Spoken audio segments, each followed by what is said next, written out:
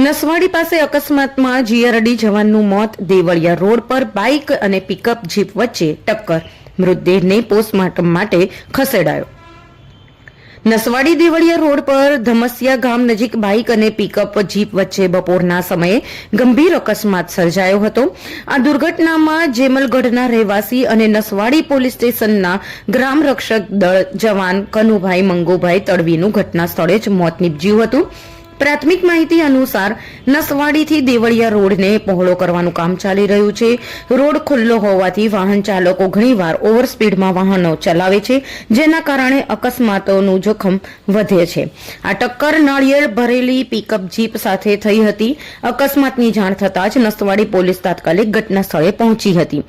પોલીસે મૃતદેહનો કબજો લઈ પોસ્ટમોર્ટમ માટે મોકલી આપ્યો હતો. આ મામલે પોલીસે કાયદેસરની કાર્યવાહી હાથ ધરી છે. રિપોર્ટર ચિરાગ ગુપ્તા, છોટાઉદેપુર.